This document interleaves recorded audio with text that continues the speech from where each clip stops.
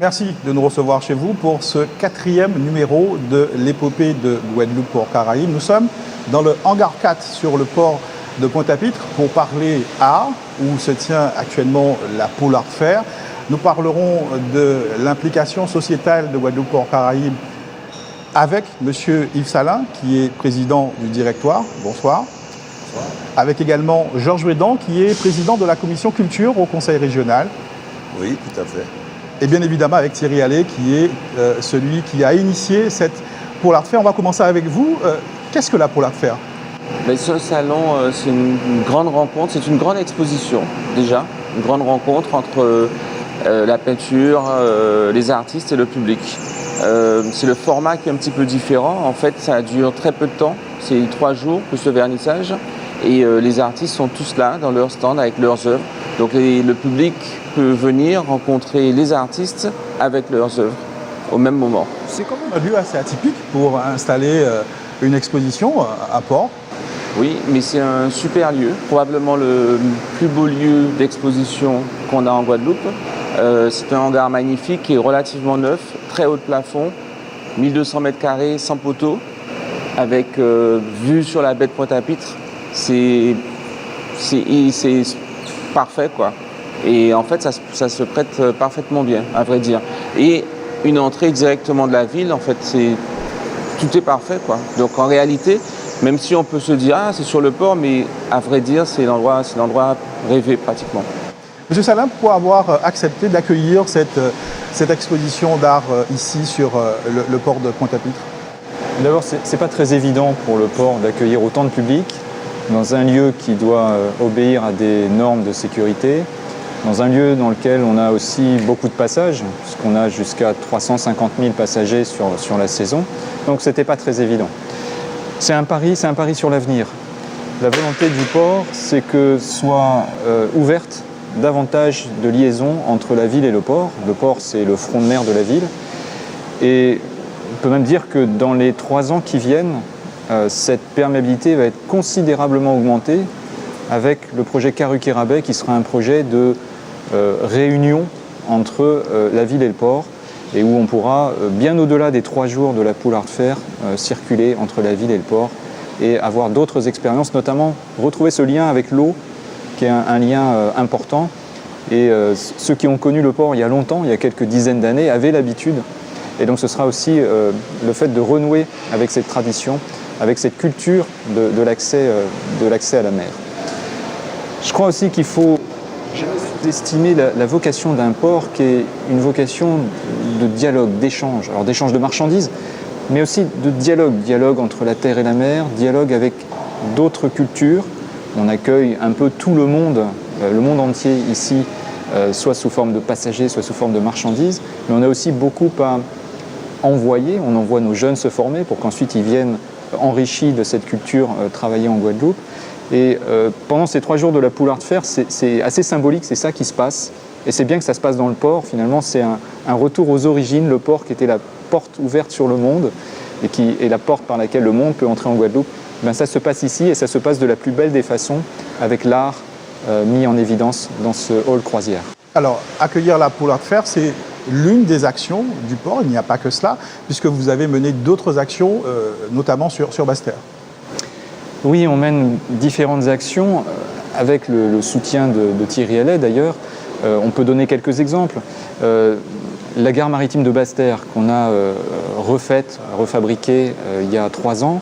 On a choisi aussi sur le passage du flux des passagers qui se rendent aux Saintes depuis la gare maritime, de leur offrir en quelque sorte une œuvre d'art qui est la mer vue du ciel, c'est ça le thème, et qui a été conçue par des artistes guadeloupéens, mais avec des jeunes, et des jeunes en difficulté. Et c'est aussi une des dimensions de l'action de Guadeloupe Port Caraïbes, c'est d'ouvrir les jeunes à l'art et au port, il y a les deux, mais aussi de l'ouvrir très largement aux jeunes de toutes conditions, qu'ils soient peut-être éloignés de l'art ou qu'ils en soient passionnés. C'est ça qui s'est fait à Basse-Terre. Il y a aussi d'autres actions qui sont encore plus concrètes. Moi, j'ai repris avec moi la carte des vœux du port de l'année dernière. C'est une œuvre qui est affichée ici, d'ailleurs à côté de moi, une œuvre qu'on a achetée pour encourager les artistes qui exposent à la Pool Art Fair. Ce sont aussi des actions, sans doute aussi avec une dimension environnementale, puisque la question de l'environnement et de la biodiversité est une question importante pour le port. Et donc une manifestation qui a consisté à construire des totems de déchets récupérés en mer, c'est à la fois de l'art, de l'insertion et aussi le partage d'un grand enjeu qui est la pollution des océans. Tout ceci, on en est extrêmement fiers, a conduit à reconnaître la Guadeloupe comme le port européen de l'année pour toutes ces actions en matière de culture, de patrimoine, d'intégration dans la société. Et c'est vraiment une très belle reconnaissance et aussi une très belle vitrine pour l'ensemble de la Guadeloupe. En deuxième partie de l'émission, nous verrons cette partie insertion avec l'accompagnement que vous portez, notamment à Mathieu Forbin. Georges Brédan, vous êtes président de la commission culture au niveau du conseil régional. Vous pilotez la promotion de la culture. Avoir des partenaires privés comme le Grand Port Maritime de Guadeloupe, c'est quelque chose d'évident, de naturel. C'est un soutien que vous attendez? En tout cas, ça ne peut que nous réjouir. Pendant très longtemps, effectivement, le port a un peu emprisonné la mer avec ses grilles. Puis, depuis un certain temps, effectivement, il a permis d'ouvrir la ville sur la mer. Et maintenant, il permet, au fond, aux artistes d'ouvrir les portes de leur talent. Et c'est une très bonne chose, nous ne pouvons que nous en réjouir en tant qu'institution, parce qu'il faut absolument des partenaires privés pour développer l'art, pour développer la culture. L'apport des institutions est indispensable, mais il n'est pas toujours suffisant. Et nous nous réjouissons de ce travail absolument remarquable du port pour l'art et pour la culture. L'art, faut-il le rappeler d'ailleurs, recouvre les frontières. Et c'était normal, et cela nous semblait quand même aussi totalement judicieux, qu'après avoir reçu beaucoup de passagers et de marchandises, beaucoup d'hommes et de marchandises, eh bien, le port puisse permettre aux sociétés de se mettre en dialogue et à travers l'art. Et c'est ce qui est précisément proposé à travers notamment l'opération Pool Art Fair, mais pas seulement, comme Monsieur le Président nous le disait tout à l'heure, eh bien, il y a un programme beaucoup plus ambitieux, beaucoup plus global concernant l'art et la culture. Et nous nous en réjouissons d'ailleurs, qui a été sanctionné par le Grand Prix européen qui leur a été décerné cette année. Donc, en tant que représentant du Conseil régional, je dis que nous sommes vraiment très heureux d'avoir ce partenaire pour l'art, le port en tant que partenaire majeur, je dirais, du développement de l'art, notamment dans le domaine des arts plastiques et des arts visuels. Monsieur Salin, vous parliez tout à l'heure de cette œuvre que vous avez achetée, c'était pour la Pool Art Fair de 2017, c'est l'œuvre de monsieur Jackie Poulier. Je vous propose d'écouter Jackie Poulier et on se retrouve juste après.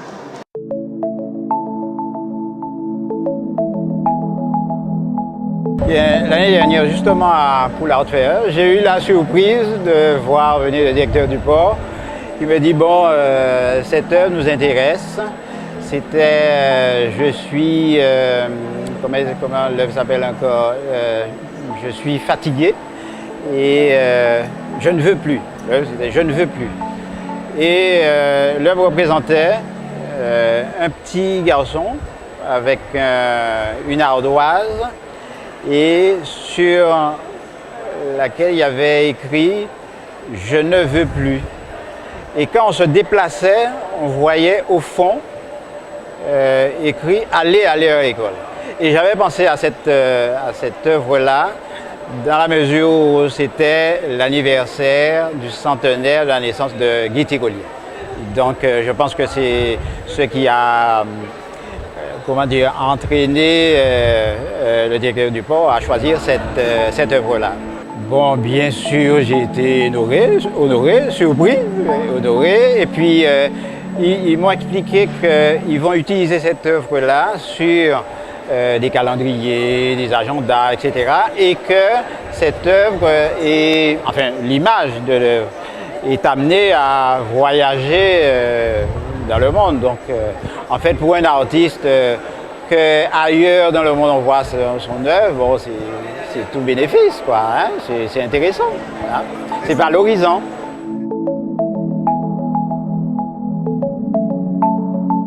C'est quelque chose d'important puisque c'est lors d'une commande publique, on peut faire quelque chose de grand, d'important, puisque si on veut faire quelque chose de grand et qu'on n'est pas soutenu financièrement, à moins d'engager ses fonds, bon, on ne peut pas. Donc, quand on reçoit une commande, soit parce qu'on a participé à un marché, comme ça m'est arrivé dernièrement, c'est très intéressant pour l'artiste. C'est donc Jackie Poulier, ce sculpteur guadeloupéen dont le port a fait l'acquisition d'une de ses œuvres pour la Pôle Art Fair 2017. Thierry Allais, avoir des mécènes, puisque c'est du mécénat en l'occurrence, c'est quelque chose d'évident pour les artistes de Guadeloupe? La relation entre les artistes et les entreprises est à la fois du mécénat, à la fois du sponsoring, à la fois aussi des actes simples d'amour ou de passion. En fait, il y a de plus en plus d'entreprises qui accompagnent les artistes. Quand vous regardez la liste des sponsors et des partenaires pour le salon, ça saute aux yeux. Mais tout ça est vraiment basé sur la personnalité du dirigeant, pratiquement à 100%. Et donc ce sont des personnes derrière ces entreprises, derrière ces logos, qui aiment l'art ou qui veulent absolument que leur entreprise participe au développement des artistes et de l'art contemporain en Guadeloupe en général. Et je dois dire que l'art le rend bien aussi. J'aime bien quand même rajouter ça, parce que ce n'est pas juste un rapport d'un sens vers l'autre. Par exemple, le port qui a reçu le prix du meilleur port d'Europe concernant la culture, c'est une des manifestations, mais il y en a d'autres. Par exemple, quand on voit l'aura du nouvel hôtel Arawak, qui clairement s'est positionné comme étant un hôtel proche des artistes, avec par exemple notamment mes œuvres dans 27 chambres supérieures et suites, mais aussi avec des œuvres d'artistes de Guadeloupe et d'artistes du reste de la Caraïbe ou même d'ailleurs, de France ou d'Amérique, qui sont soit dans les chambres, soit dans les parties publiques. On peut pas citer tout le monde, mais on ne peut pas ne pas citer BNP Paribas, par exemple, ou Volvo, qui nous accompagne depuis plusieurs années. Et donc, oui, c'est une relation qui est de plus en plus importante. Et en plus, disons que les chefs d'entreprise pensent souvent quand ils pensent à leur entreprise. Ce matin, j'étais en train de prendre un petit déjeuner à la marina et la patronne vient et elle me dit « Ah, je vais ouvrir une saladerie, j'ai un mur, qu'est-ce que tu penses ?» Et on a ça tous les jours. Donc oui, ça avance et ça grandit et ça permet aux artistes d'une part de travailler, d'être contents et d'être fiers de leur œuvre, mais aussi de pouvoir aspirer à plus, à continuer à grandir et à continuer à monter. Donc c'est un travail avec vraiment tout le monde. Alors, M. Salin, Jackie Poulier nous disait que vous aviez eu un coup de cœur pour cette œuvre que vous avez décidé d'acquérir l'an dernier. Oui, vraiment.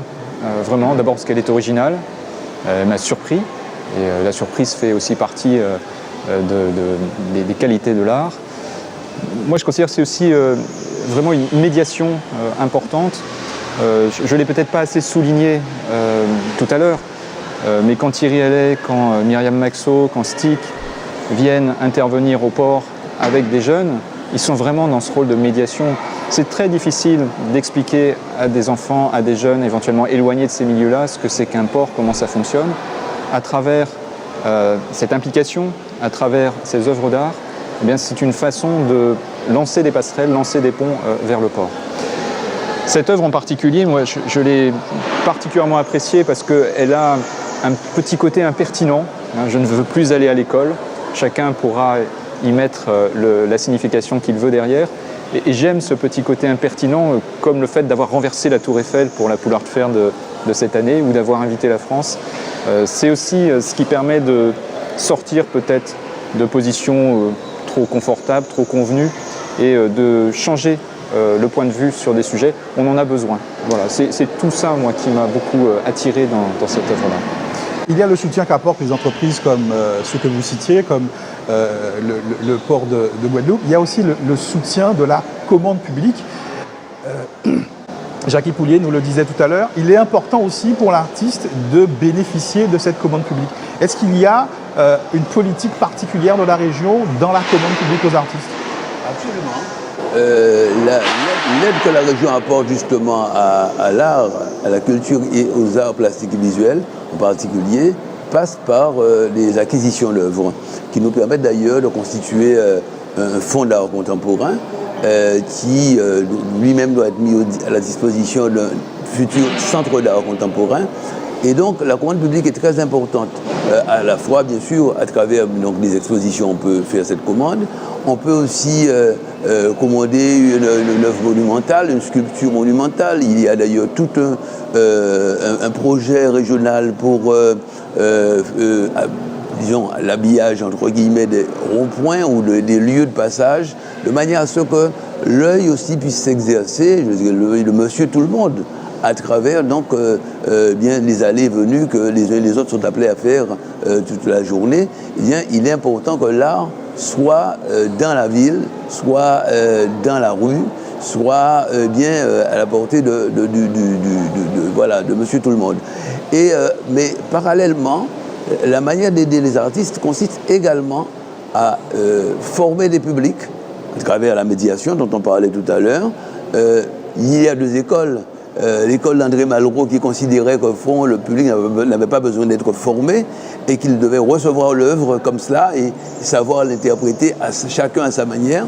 Et l'école quand même plus contemporaine qui dit non, il faut quand même qu'on connaisse un peu la grammaire, le vocabulaire de l'art, tant soit peu en tout cas, pour pouvoir recevoir cette œuvre d'art. En toute hypothèse, il s'agit effectivement de faire en sorte que les publics soient le mieux préparés à recevoir l'œuvre d'art qui est conçue et il est important que tout artiste rencontre son public, toute œuvre d'art rencontre son public.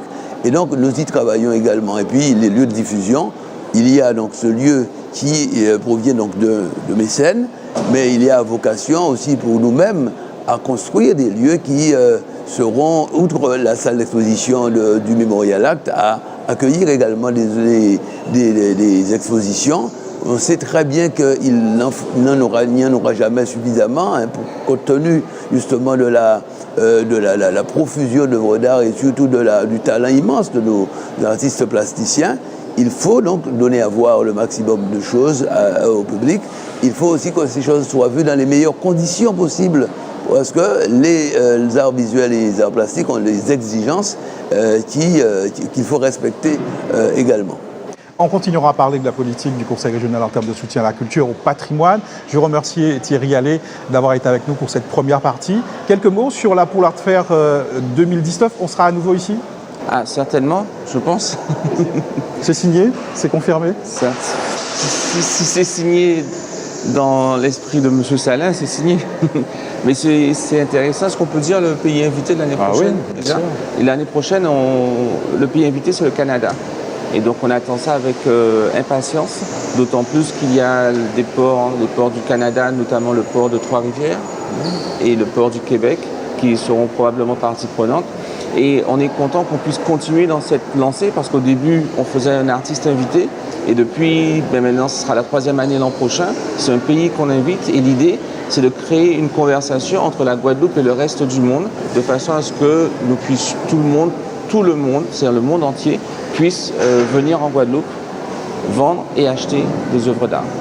Merci. Rendez-vous donc l'année prochaine pour cette Pool Art Fair ici au hangar 4 sur le port de Pointe-à-Pitre.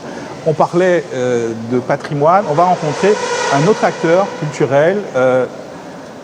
C'est du sport, c'est de la culture, c'est du patrimoine.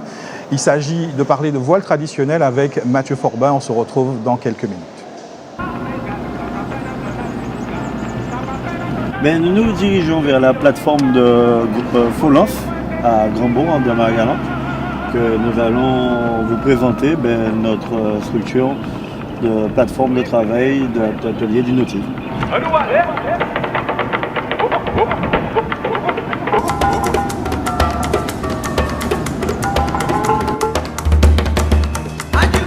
c'est une histoire qui démarre en juillet dernier avec une dynamique de jeunes Marie-Galantais et une association qui a ces jeunes en insertion professionnelle et qui vient vers moi et qui me dit « Monsieur Forbin, nous avons une demande particulière. Nous n'avons pas de plateau technique sur le nautisme à Marie-Galante. Et comment vous pourrez venir en aide à nous pour nous aider et aider cette jeunesse qui veut aller vers le nautisme mais qui a du mal. » Et cette démarche commence et je me dirige vers un acteur qui gère ces terrains, qui est Guadeloupe-Port-Caraïbes. Et je me dirige vers les bureaux et je demande « Messieurs, dames du Guadeloupe-Port-Caraïbes, je voudrais acquérir un terrain sur Marie-Galante pour créer un centre d'insertion professionnelle sur le nautisme, sur l'excellence du nautisme. » Et là, j'ai les services de Guadeloupe-Port-Caraïbes qui se dirigent vers nous et qui me proposent une AOT avec cette dynamique et de nous accompagner sur cette dynamique portuaire d'excellence avec les jeunes dans l'accompagnement. Et là, je présente ce projet de la société Formaga avec notre accompagnateur et notre partenaire Guadeloupe-Port-Caraïbes sur ce site. Et c'est un site qui était totalement en friche, qui était complètement démuni, qui était à l'abandon. Et nous avons signé cet engagement avec Guadeloupe-Port-Caraïbes pour pouvoir dynamiser cette plateforme et créer une plateforme technique, un plateau technique du nautisme avec ces jeunes que vous voyez derrière nous. Parce qu'aujourd'hui, c'est surtout, je veux mettre en valeur à Marie-Galante, c'est que c'est beaucoup de jeunes et qui ont vraiment envie de conquérir le nautisme avec un très bon niveau. Et aujourd'hui, on s'est bien rendu compte qu'on ne peut pas se permettre d'avoir le nautisme sans des techniciens polyvalents et performants. Là, c'est une équipe de 8 jeunes qui est présente et qui est aujourd'hui encadrée d'encadrants de Marie-Galante qui les forment. Moi, de mon côté, j'assure la partie technique, sportive et professionnelle. Et là, ils sont vraiment très motivés d'un engagement vraiment physique, humain, un engagement qui est sincère. Et là, aujourd'hui, je tenais à vous le présenter et présenter à toute cette dynamique comment ils pouvaient être engagés et pouvoir donner cette confiance sur le long terme.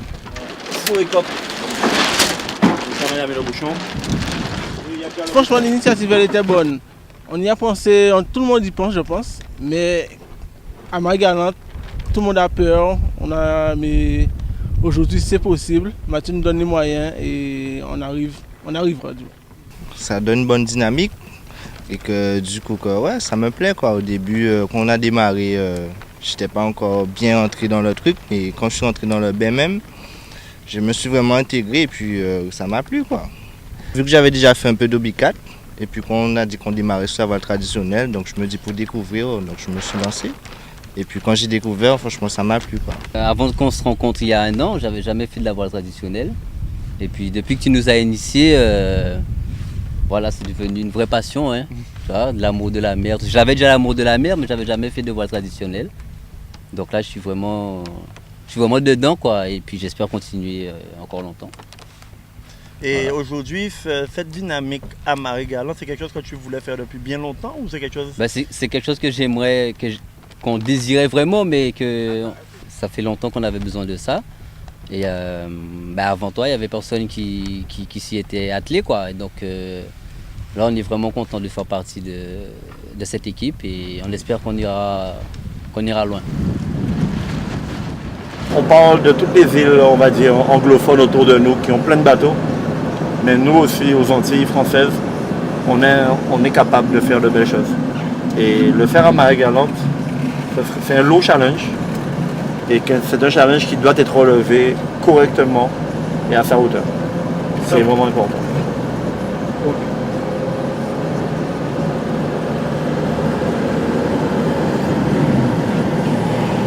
Nous étions à Marie-Galante, nous revenons à Pointe-à-Pitre, pas loin, où arrivent les navettes. Nous sommes dans le hangar 4 sur le port de Pointe-à-Pitre et nous accueillons Mathieu Forbin.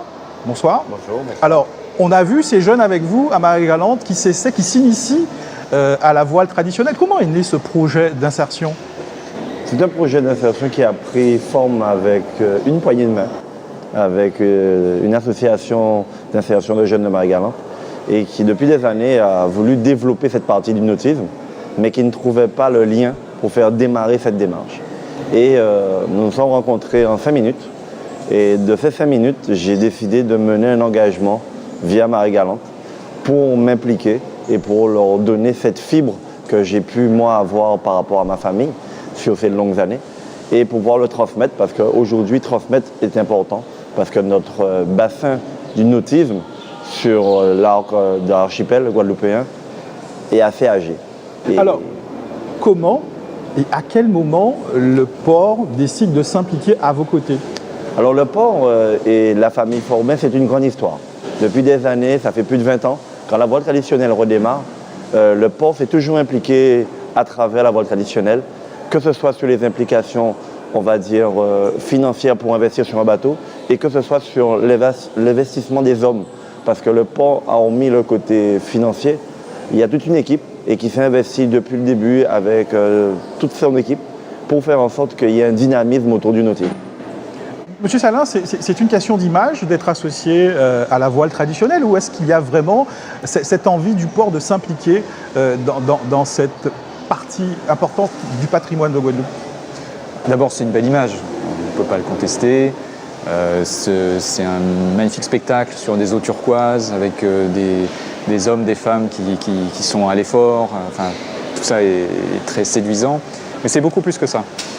C'est beaucoup plus que ça. Mathieu Forbin l'a très bien rappelé, c'est un engagement de très long terme. Ça veut dire que ce que l'on construit, c'est vraiment un lien entre l'identité du port et l'identité maritime plus générale de la Guadeloupe. Et les canots traditionnels sont des bateaux fantastiques. C'est des bateaux qui sont à la fois très traditionnels et en même temps extrêmement technologiques.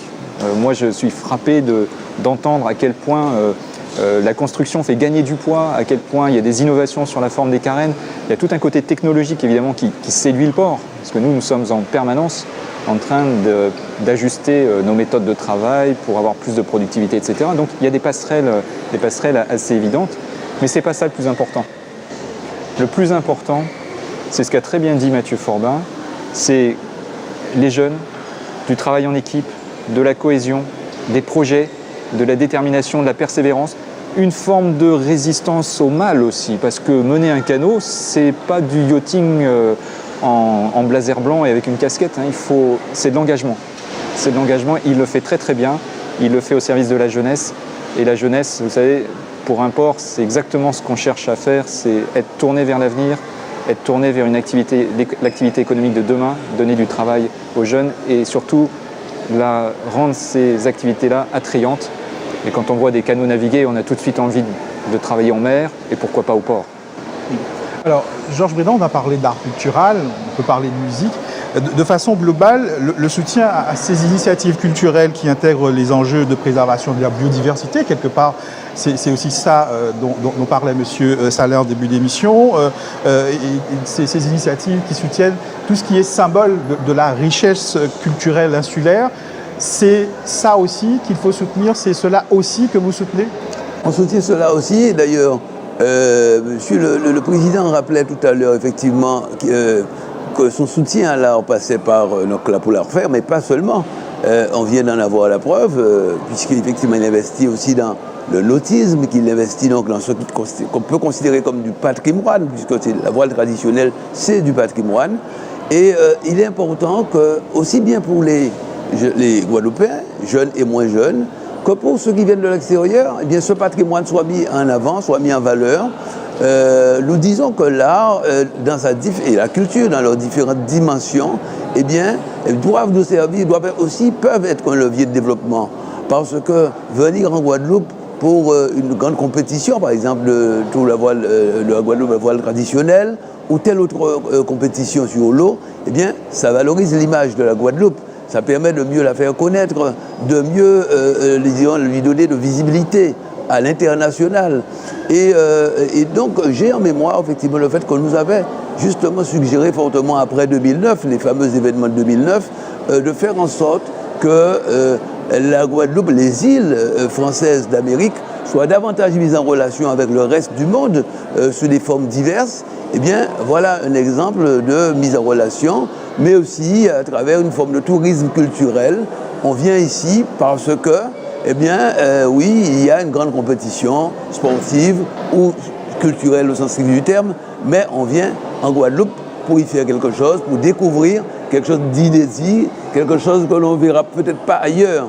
Donc, tout cela est de nature à donner une image forte et belle de la Guadeloupe, et j'en sais gré au port, au grand port, de travailler à cela, de travailler à cette mise en contact, cette mise en dialogue, cette mise en relation des différentes sociétés, différents hommes, et notamment, bien sûr, des sociétés caribéennes, mais bien au-delà, puisque nous avons vocation à recevoir des gens venant de l'extérieur de la Caraïbe et des Amériques.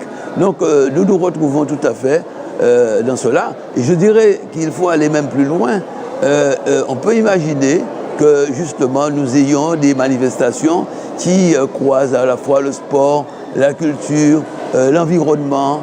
On peut imaginer des grandes expositions de sociétés qui auraient pour thème la mer, par exemple, et qui permettent aux touristes de croisière, par exemple, de venir les découvrir ici. Et ensuite, bien sûr, ces expositions pourraient même tourner dans la Caraïbe et mises en relation avec d'autres pays. Bref, il y a plein d'idées qui peuvent être mises en pratique, en application. Et le Conseil régional, à travers ma personne, ne peut que s'en réjouir parce que tout cela participe du développement de la Guadeloupe et du développement de l'art. Mathieu Forbin, Georges Brédan le disait, la voile traditionnelle peut être cet outil de promotion de la Guadeloupe.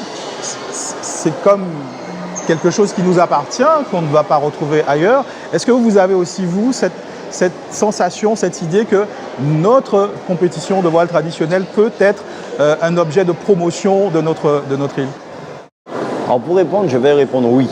Oui, pourquoi? Parce que c'est un élément culturel de base. La voile traditionnelle, c'est vraiment un engagement d'une population. C'est quelque chose qui vit avec une implication de tout ce qui est autour. Et c'est pour ça que j'ai mené cet engagement sur Marie-Galante, parce que je veux faire en sorte que cette population s'engage depuis la création d'aller chercher le bois dans la forêt, faire en sorte qu'on va créer des bûcherons, faire en sorte qu'on ramène toute une vie autour de ce support de la voile traditionnelle. Il y a vraiment autour tout un maillon et très important. Et ça aujourd'hui, oui, je réponds clairement, c'est un élément, la voile traditionnelle est vraiment un support de communication sur le long terme, parce que c'est une implication d'une population. Et ça, c'est vraiment important dans le côté culturel. C'est un support qui navigue depuis des années. Nos ancêtres naviguaient avec pour aller à la pêche. Après, on l'a récupéré pour pouvoir faire des petites promenades en mer. Maintenant, c'est un support qui évolue dans la compétition. Ça veut dire que ça passe les générations et de générations, et il évolue et il passe sous une autre forme et avec une autre dynamique. Pour moi, c'est un support qui ne doit jamais s'éteindre. C'est comme une flamme. Elle ne doit jamais s'éteindre parce que cette flamme donne une certaine lueur d'espoir pour ceux qui arrivent derrière. Vous êtes en contact régulièrement avec ces 8 jeunes de Marie-Galante dans le cadre de ce chantier d'insertion. Qu'est-ce qui les motive à venir vous rencontrer à Folens pour ce chantier? Mais cette envie, elle est venue par rapport surtout que j'aime ce que je fais. J'aime avec passion, avec amour et détermination. Et cet amour, ils l'ont perçu parce que aujourd'hui, je les vois à travers leur regard, comme je disais à M. Salin hier, et je remerciais, il y a une lueur, ça brille, leurs yeux brillent.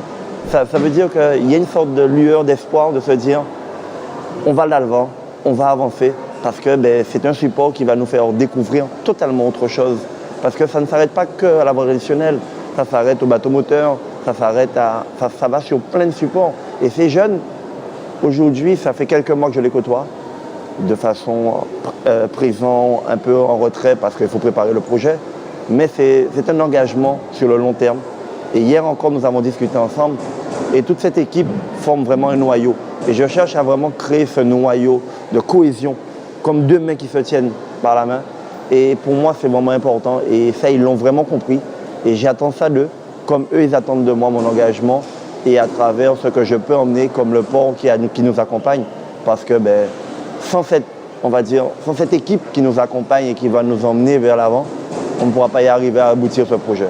C'est un projet ambitieux, mais c'est un projet qui doit arriver à son terme dans les années à venir.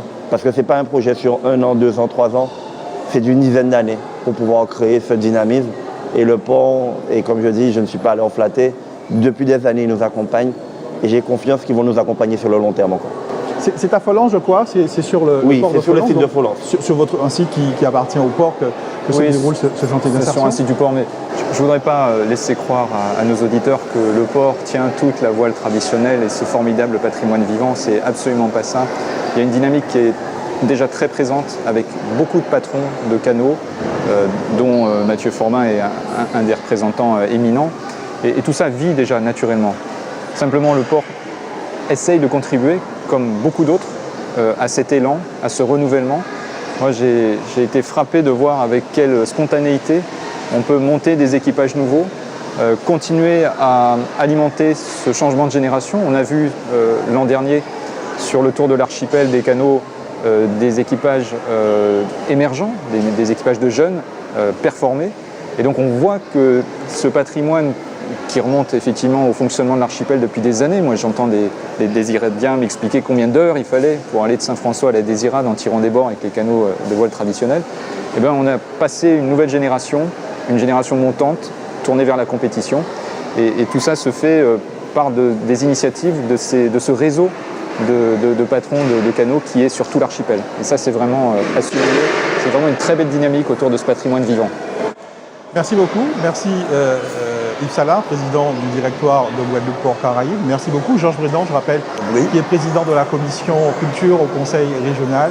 Merci Mathieu Forbin qui nous a accompagnés pour cette deuxième partie d'émission où nous avons parlé de l'implication sociétale de Guadeloupe Port Caraïbes. Je vous souhaite très bonne soirée, très bonne journée. Si vous nous regardez en journée, on se retrouve prochainement pour un prochain numéro de l'épopée de Guadeloupe Port Caraïbes.